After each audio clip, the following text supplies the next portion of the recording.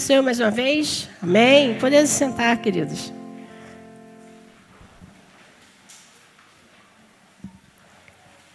Amém. Eu não combinei, né? Não falei nada com a Lívia a respeito do que eu ia falar, mas também não é sobre esse texto. Amém? Não é sobre esse texto da árvore cortada que pode florescer, mas também tem a ver com a frutificação, também tem a ver com a árvore, que nós, então, possamos hoje, né? Estamos aqui no jardim, possamos deixar ser regados. Está chovendo lá fora, mas que o rio de Deus, a presença de Deus, possa passar sobre as nossas vidas. E como ela disse no início, que não seja simplesmente um passar, uma visita, mas que o Senhor possa encontrar lugar nas nossas vidas. Amém? Que não haja, né, todo o entulho, aquilo que nós já adoramos o Senhor nessa noite.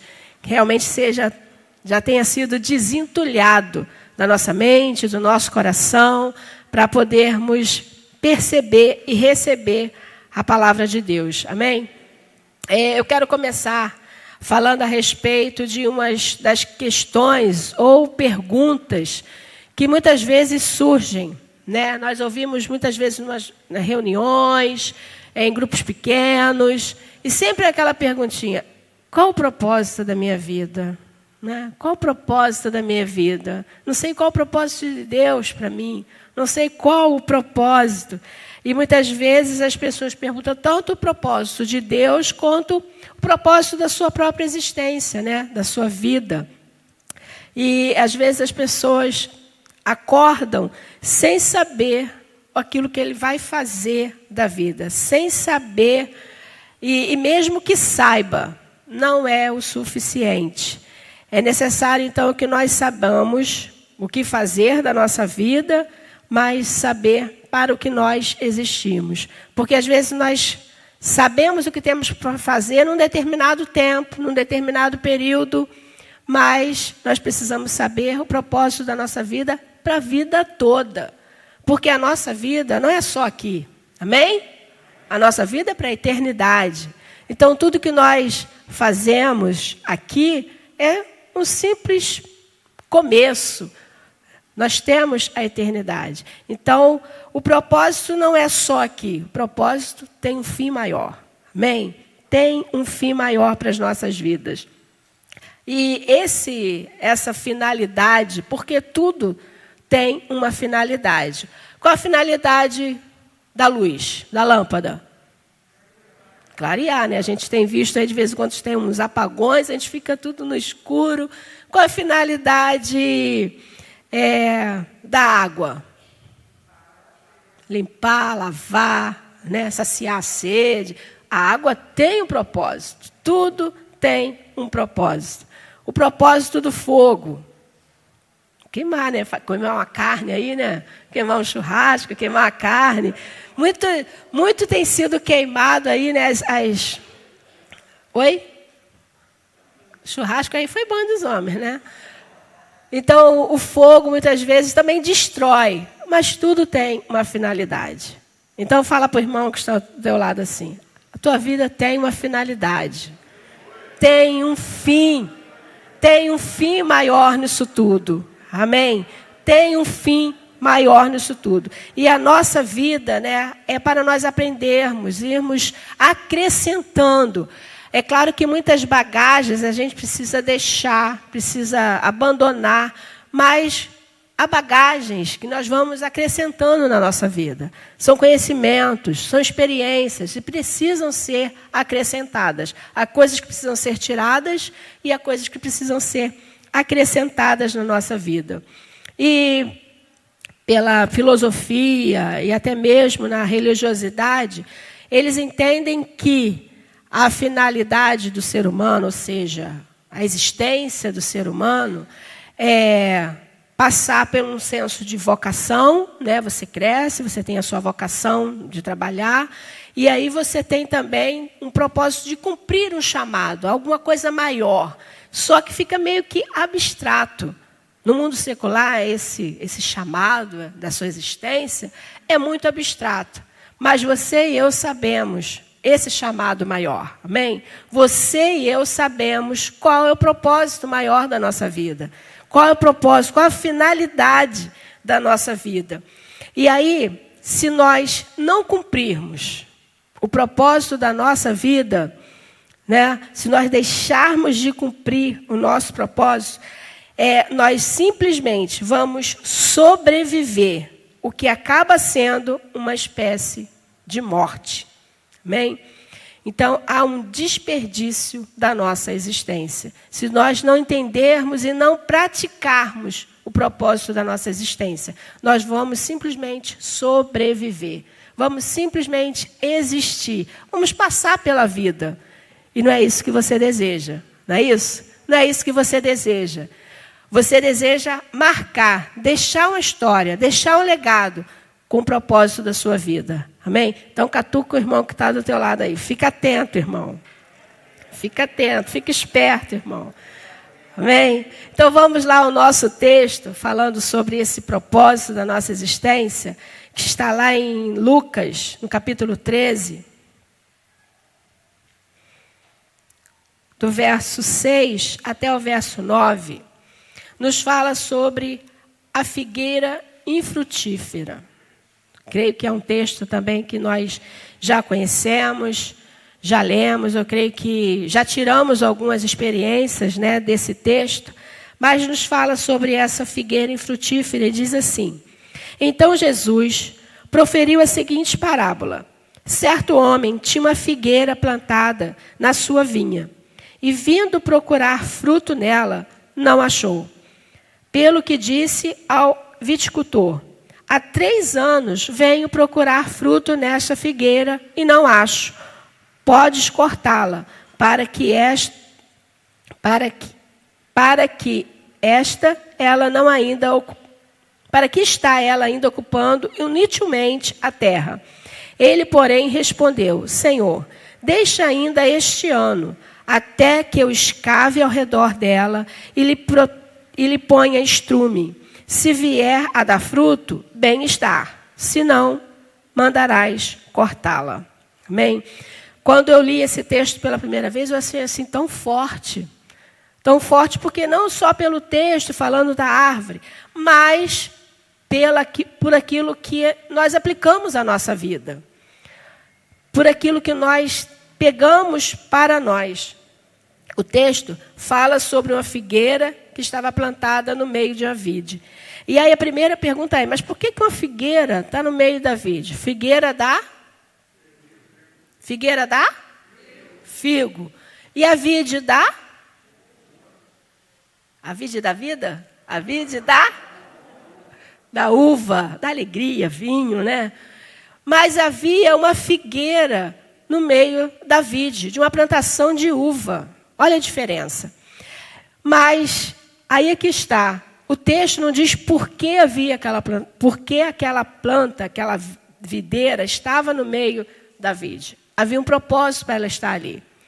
O propósito era o dono da videira, o dono do terreno, o dono. E aí eu, claro, já quero começar a pegar para as nossas vidas. Deus permitiu. Por quê? A olhar para as nossas vidas, claro.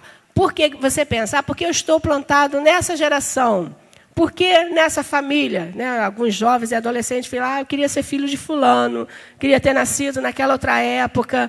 Né, são questões assim embaraçosas, mas há um porquê tanto desse agricultor, desse dono, ter deixado aquela videira plantada ali, quanto o Senhor te plantar nesse tempo, nessa geração, na sua família, que às vezes a gente pensa: minha família é muito embaraçada, é muito turbulenta, é muito trabalhosa, né? Tem muitos problemas. Deus te plantou na sua família.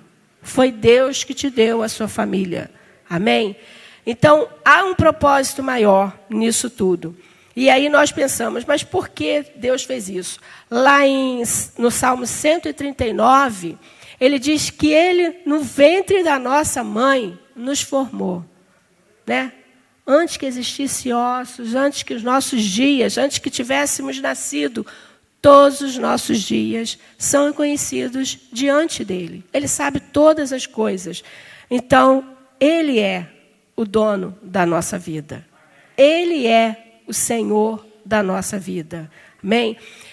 Muitas vezes nós cantamos, né, aqui as expressões da grandeza de Deus e muitas vezes ficamos em dúvida se realmente nós devemos, se somos tudo aquilo que Deus deseja de nós.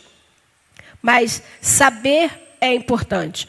O Salmo de número 100 diz: sabei que o Senhor é Deus. Sabei, sabei. Então é importante saber que você pertence ao Senhor, que você é dele. Amém? Se nós estamos plantados nesse tempo, é propósito dele. E aí nós pensamos, né? Mas por quê? Não tem porquê. É reconhecimento da graça de Deus. Vamos reconhecer simplesmente que é graça de Deus estarmos plantados nesse tempo, nessa geração, para um propósito que Deus nos inseriu nesse propósito maior. Amém? E aqui esse agricultor, esse dono da plantação, veio e questionou. Ele queria o alimento, ele queria saciar, claro. Ele dava todos os subsídios, né, para que o cuidador pudesse fazer todas as coisas, e há investimento. Para plantar era necessário escavar a terra, era necessário estar cultivando, colocando adubo, porque aqui no final ele diz: eu vou plantar, eu vou colocar mais adubo, vou tratar com carinho. Mas não quer dizer que ele já não tratava antes. Então, toda plantação, né, há um investimento, há um gasto. E aí, o sentido maior da plantação é o quê? Simplesmente ficar aquelas plantas verdes, principalmente se tratando de uma vide, né, e de uma figueira. Era produzir o quê? Folha? Não, produzir fruto. Então, quando se planta, há um desejo de ver um resultado final. E aqui nessa questão desse cultivo, não era simplesmente para estar plantado ali. Ele queria o resultado. Ele queria que realmente houvesse a frutificação. Por isso ele investia, por isso ele gastava, por isso ele pagava aquele homem que cuidava da plantação. E dessa forma, o Senhor também fez um investimento em nossas vidas. Deus já investiu em nossas vidas quando deu seu único filho por amor a nós. Ele já investiu, ele já deu tudo que ele poderia dar, ele já deu. Mas ele não simplesmente deu e deixou ao léu. Não, ele tem cuidado de nós. Há pessoas, né, que estão aí cuidando das nossas vidas. O Senhor é o dono da vide. Amém? É o dono da plantação. Mas há pessoas, aqueles que estão zelando, podando, aqueles que estão jogando água, que estão tratando com enxerto. Há pessoas que estão cuidando das nossas vidas para que nós possamos produzir. E isso é o Deus que tem dado dons, talentos e ministérios para que nós possamos ser tratados, para que assim nós possamos dar fruto, dar o resultado que Deus deseja. Pergunta para o irmão que está do teu lado: você tem dado fruto? Você tem dado fruto? Com certeza, como eu disse, né, o fruto é esperado. E Deus tem essa expectativa em mim e em você. Então fala para o irmão que está ao teu lado: Deus tem expectativa em você. Deus tem expectativa em vocês aí em cima. Amém? Assim como os pais têm expectativa nos filhos.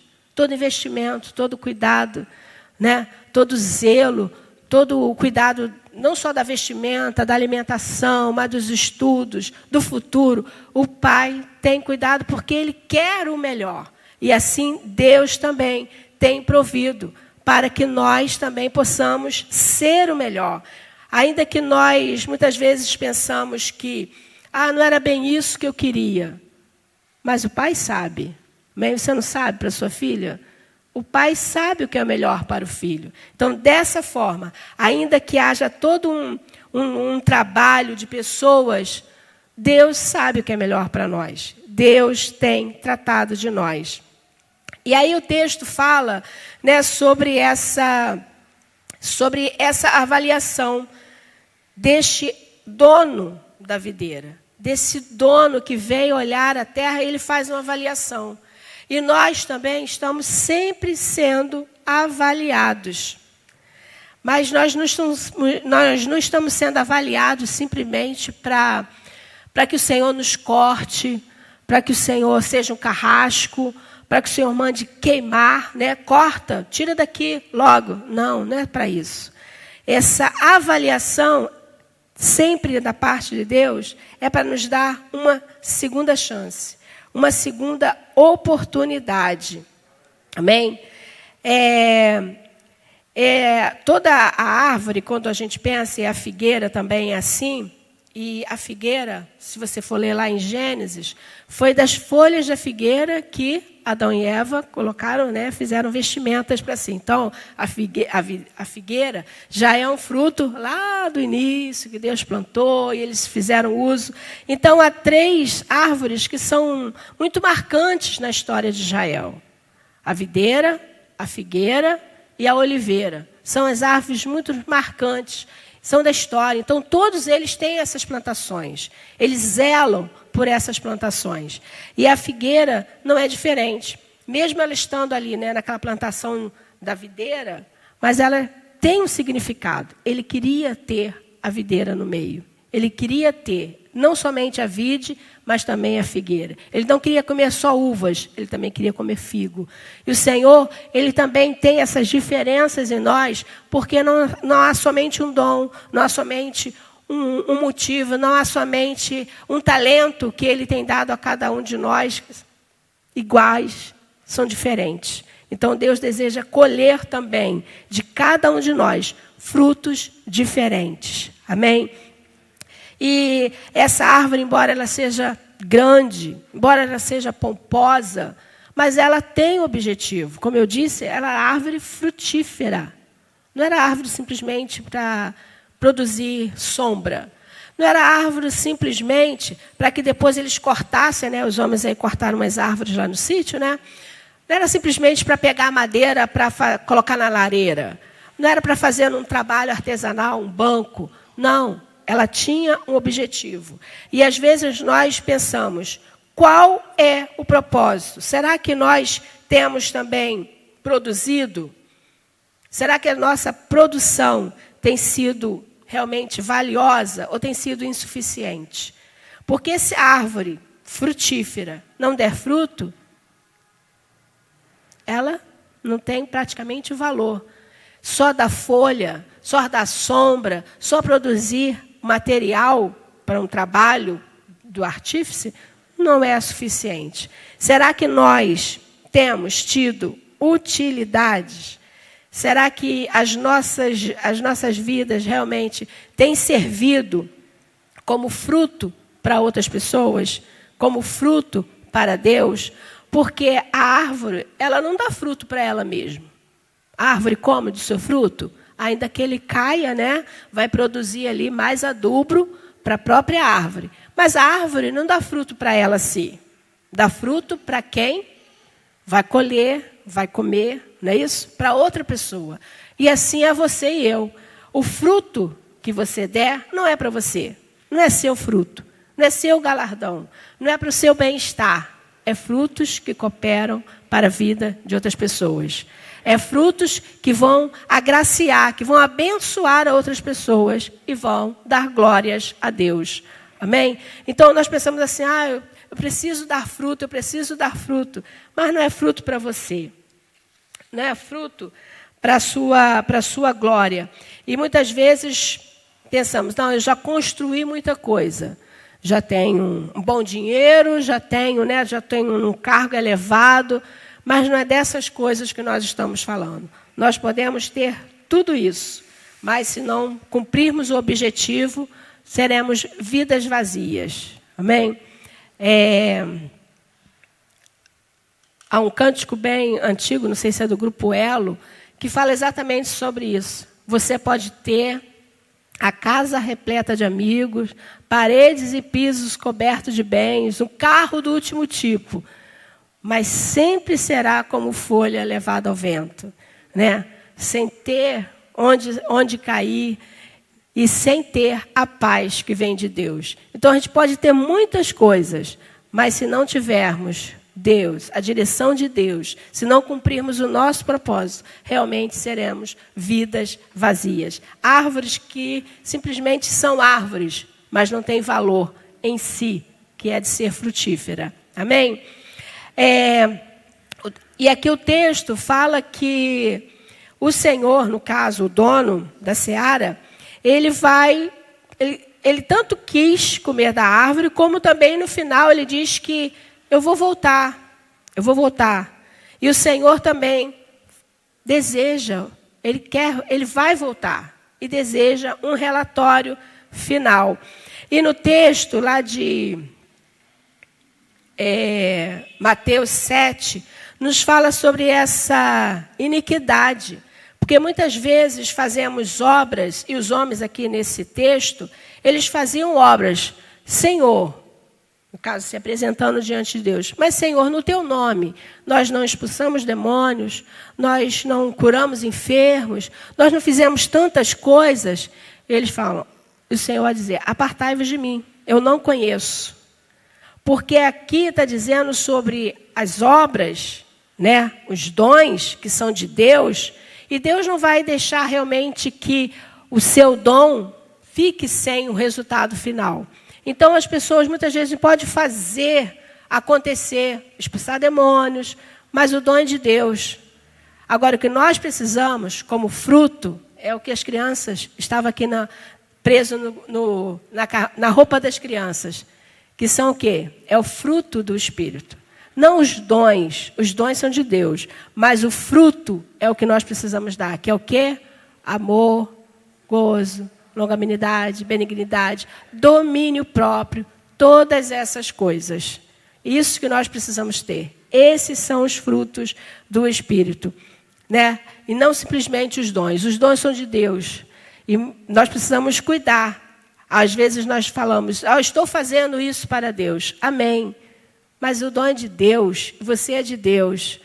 Então, Deus não vai deixar jamais que o nome dele seja escarnecido. Às vezes nós fazemos as coisas, tem um resultado, mas o nome do Senhor, né, nas nossas vidas não tem sido glorificado. Amém? Então, por que nós precisamos dar esse fruto? E aí eu coloquei aqui que, principalmente, nós precisamos dar esse fruto de santificação e amor. Porque a santificação combate o pecado. E o amor não nos deixa inativos, mas antes ele nos faz produzir. Lembra lá de 1 Coríntios 13? Ainda que eu falasse a língua dos anjos, dos homens, mas se não tiver amor, não tem valor. Então, o amor nos faz produzir. O amor faz com que nós rompamos muitas coisas em nós, e aquilo que está à frente de nós, muitas vezes nós olhamos, o amor nos faz romper. Amém, amados? Amém? Então, nós precisamos pensar nessa questão de produzir e de viver uma vida de santidade e de amor, de acordo com essa leitura que nós lemos. E nessa parábola, o dono David diz que viria tratar, que viria cuidar. E aí ele diz que mandando cortar. E quando eu vi essa questão de cortar, como eu disse que o Senhor já enviou o seu filho, é o próprio Deus. Quando ele nos olha assim, ele vê o Jessé e fala assim, Jessé não está produzindo fruto. Estou usando você, tá, Jessé? Então Jesus fala assim, não, pai, deixa mais um tempinho. Deixa mais um tempinho, eu e o Espírito Santo, a gente vai lá, vai chacoalhar, a gente vai perturbar, nós vamos trazer inquietação no coração dele, nós vamos fazer com que ele se quebrante. Então, nós temos essa oportunidade. Deus nos olha e pensa, né? Poxa vida, Márcia está lá, mas ela não está dando fruto, não está produzindo. Mas Jesus fala assim, não, eu vou dar uma segunda chance a ela. Vou tratar, vou adubar. E, às vezes, o adubo não é uma coisa boa, né? O adubo, ele fede, não é fedorento? E às vezes esse adubo são coisas que nós pensamos, coisas ruins que vêm na nossa vida. São empecilhos, são turbulências. Nós cantamos aqui, ó, vem o temporal, vem o dia mau, mas eu estou olhando para os montes, né? Então, às vezes, Deus permite certas coisas para que Ele venha trabalhar em nós. Ele venha adubar, venha tratar, para que nós possamos dar esse fruto tão almejado, tão necessário, que Deus deseja que nós demos. Amém? E esse processo nós precisamos reconhecer. Porque Ele diz lá no verso 9, se der fruto, bem está. Mas se não der, aí sim, tu mandarás cortar. É o dia do juízo final. É no grande dia. Nós temos a oportunidade enquanto nós vivemos. Mas no grande dia, diante de Deus, né, é quando nós vamos prestar realmente conta. Nós já temos tido essas oportunidades. Mas no último dia, não tem mais como ter oportunidade. Depois da morte, segue-se o juízo. Então, o que eu e você precisamos fazer? Buscar o Senhor, né? Desejar realmente cumprir o propósito de Deus para a nossa existência. Se nós somos árvores, se o Senhor é o jardineiro, se nós precisamos realmente dar fruto, nós precisamos dar frutos. Vamos deixar que o Senhor trate, né? Vamos deixar que o Senhor desentulhe, que o Senhor escave, que o Senhor trate do nosso coração, que o Senhor trate das nossas feridas, das nossas mazelas, das nossas indiferenças, né? Que o Senhor trate do nosso pecado. E para que o Senhor trate o nosso pecado, nós precisamos confessar. E o Senhor trata, perdoa. Amém? Porque é necessário confessar. E o arrependimento, ele é seguido de mudança. Então, se eu preciso trabalhar em mim essas mazelas, né, que impedem tanto a frutificação, aquilo que Deus deseja na minha vida, eu preciso, então, deixar que o Senhor trabalhe. Deixar que Ele ministre no meu coração. Amém?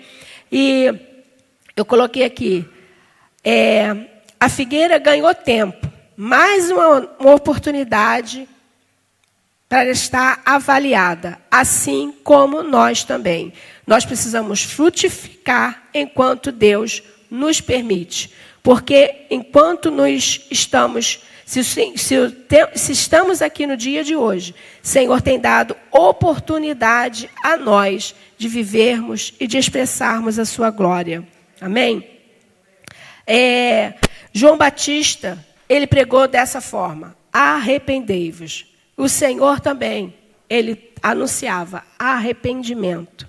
Arrependimento. É uma vida de mudança, é uma vida de conscientização, é uma vida de mudança de rumo, de mudança de desejos. E Deus deve e deseja trabalhar em nós. E que o Senhor possa, então, nos ajudar para que nós possamos produzir frutos.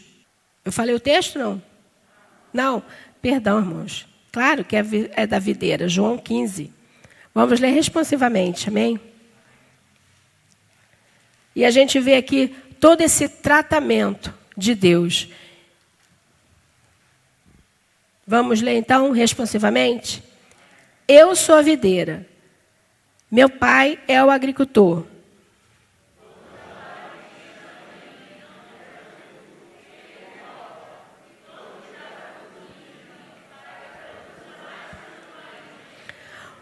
Amém. Vós já está limpo pela palavra que vos tenho falado.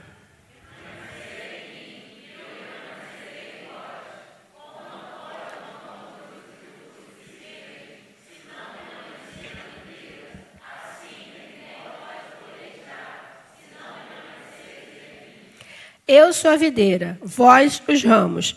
Quem permanece em mim e eu nele, esse dá muito fruto, porque sem mim nada podeis fazer.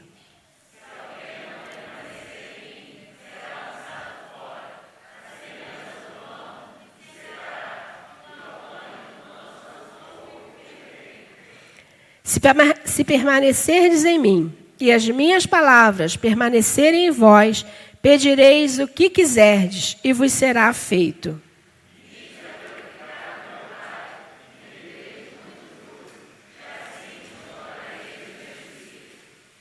Como o Pai me amou, também eu vos amei. Permanecei no meu amor.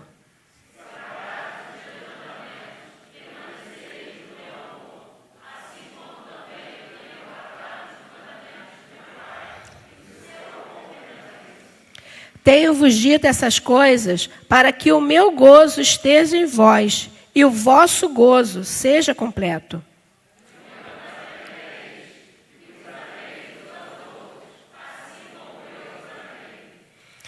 Ninguém tem maior amor do que este, de dar a própria vida em favor dos seus amigos.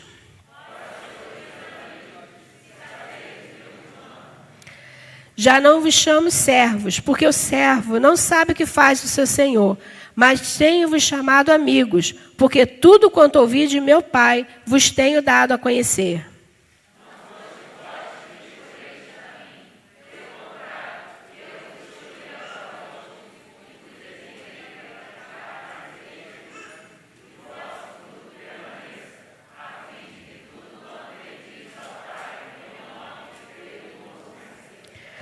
Isso vos mando, que vos ameis uns aos outros.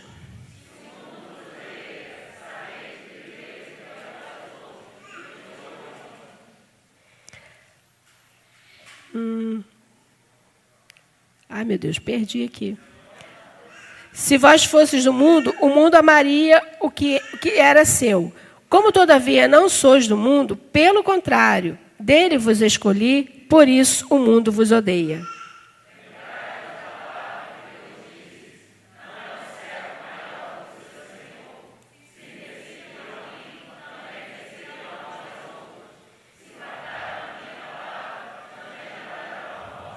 Amém. Só até aqui.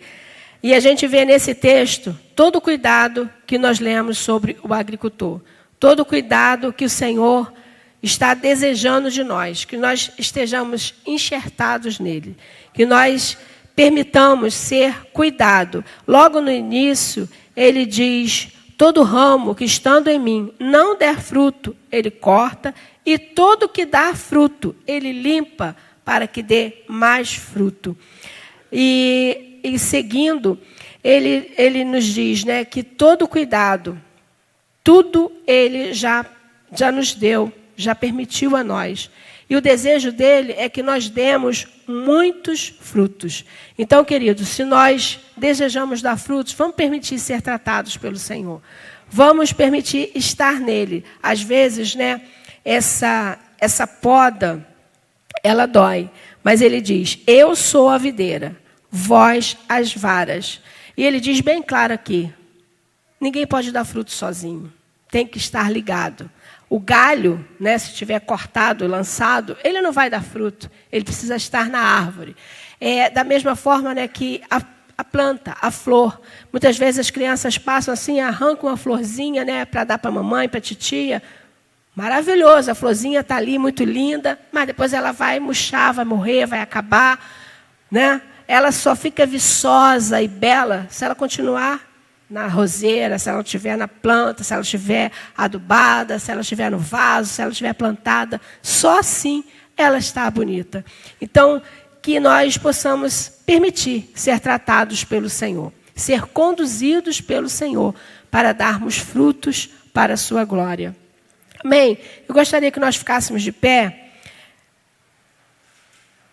E eu gostaria que nós louvássemos com aquele cântico que diz: Senhor, estou aqui para te adorar. Como um jardim regado, um jardim tratado pelo Senhor.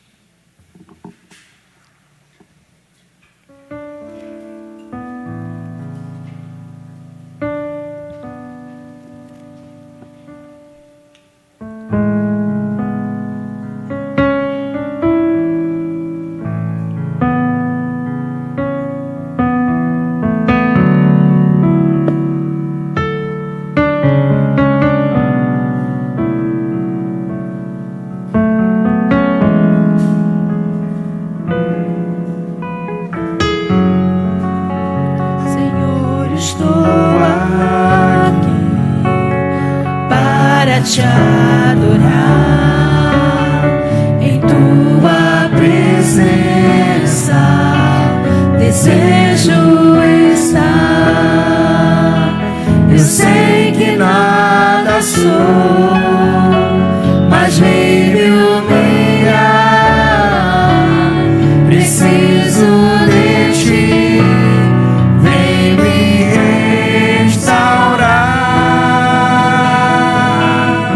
Senhor, estou aqui.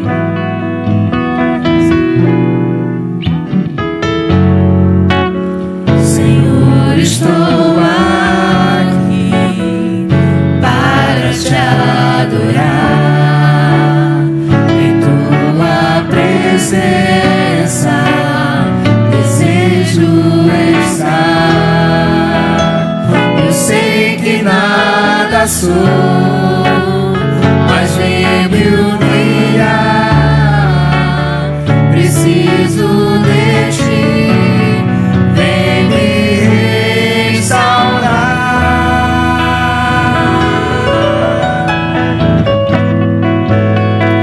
Eu quero ser como um jardim fechado, regado e cuidado pelo teu Espírito.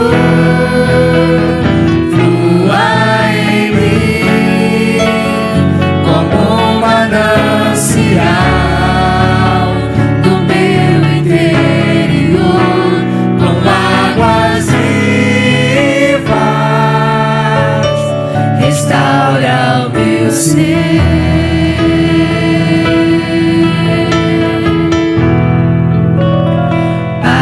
Teu louvor, Senhor.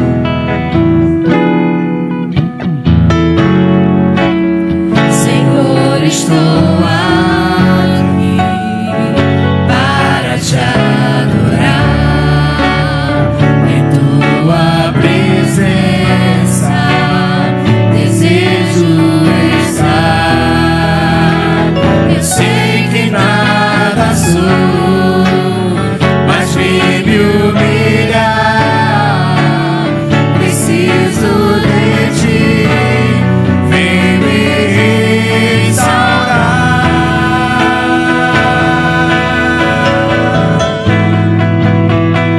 Eu quero ser como um jardim fechado, regado e cuidado pelo teu Espírito. Flua em mim como um manancial do meu interior, com águas vivas. Restaura o meu ser.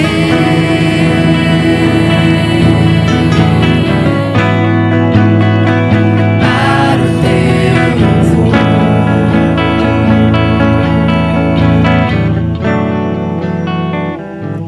Aleluias. Sermos tratados para louvor do Senhor. Ele nos diz aqui: se vós fosses do mundo, o mundo amaria o que era seu. Como todavia não sois do mundo, pelo contrário, dele os escolhi. Por isso o mundo vos odeia. O Senhor te escolheu. O Senhor nos escolheu. E eu gostaria de convidar os jovens, os adolescentes, para que viessem aqui à frente. Nós vamos orar. E também por aqueles que desejam, ser tratado, regado, podado pelo Senhor. Mas a princípio eu quero convidar todos os jovens, os adolescentes, que há muitas questões sobre o propósito, sobre o futuro, sobre o trabalho, Então vamos orar. Vamos colocar, as crianças vieram à frente e a irmã disse que nós devemos trazer os nossos filhos à casa do Senhor, tratar, investir para que eles estejam na casa do Senhor, e os nossos jovens também. Bem, os nossos jovens também. Pode ficar mais aqui na frente, aqui, ó. Vamos orar. Às vezes eles pensam assim: há um futuro incerto, Há um futuro incerto, mas há um futuro certo em Deus. Há um futuro certo. E o Senhor deseja tratar de vocês, na área, da sua vida, na área dos seus questionamentos, para que você realmente seja uma árvore frutífera. Às vezes você pensa assim: mas eu estou muito novinho ainda, para ser frutífero. Ainda não estou no tempo de dar frutos. Mas no seu fruto, no tempo certo, vocês darão frutos. Mas precisam ser trabalhados desde agora. É agora, porque diz aqui, ó, o mundo vos odeia. E o mundo tenta minar aquilo que Deus tem para cada um de vocês. Amém? Então vamos orar, vamos estender as mãos, né, sobre os nossos jovens. Vamos estender as mãos abençoando, orando, intercedendo por eles. E por você também, amados, que deseja, né, ser tratado pelo Senhor. Se tiver desejo de vir à frente, vamos orar. Pai, nós te bendizemos e te adoramos pela grandeza que há em Ti, quando nós lemos, Pai, que somos criados para a Tua glória, para o Teu louvor, que se estamos plantados, Senhor, neste momento, nas nossas famílias, foi porque Tu nos plantastes, Pai. E nós te bendizemos por isso. Esse reconhecimento, Pai, já é grandioso quando entendemos que Tu, Senhor, tem nos criado, tem nos formado e tem nos dado essa família maravilhosa que temos, Pai. E mais do que isso, nós queremos clamar, Senhor, sobre cada jovem, sobre cada adolescente, sobre cada um que veio à frente.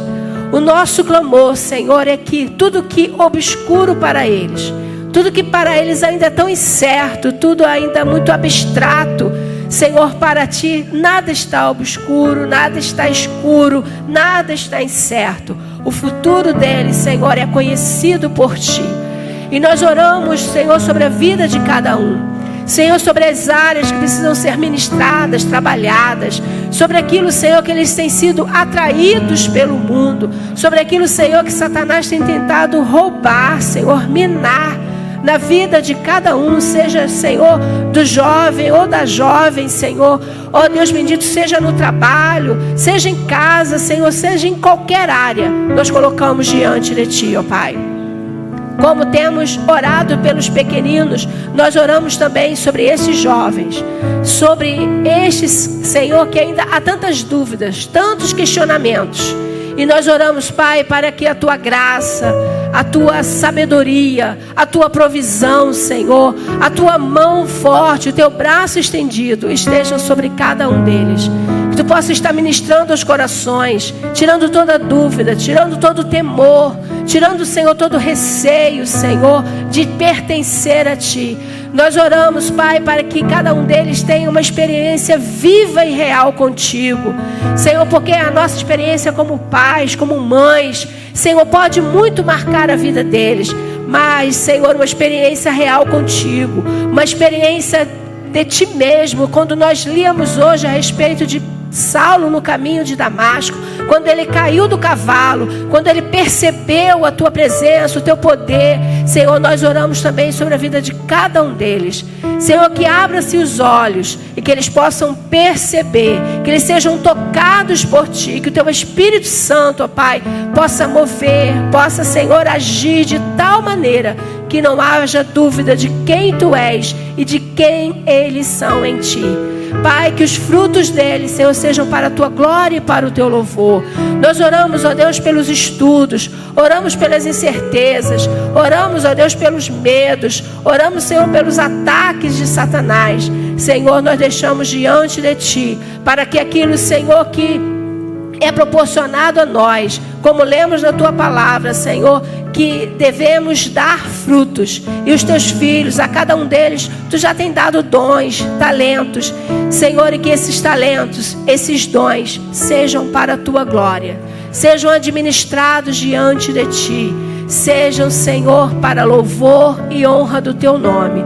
Nós oramos, crendo, esperando em Ti, Senhor, porque sabemos que tudo vem de Ti e tudo volta para Ti. No nome de Jesus Cristo, nós esperamos e oramos. Amém.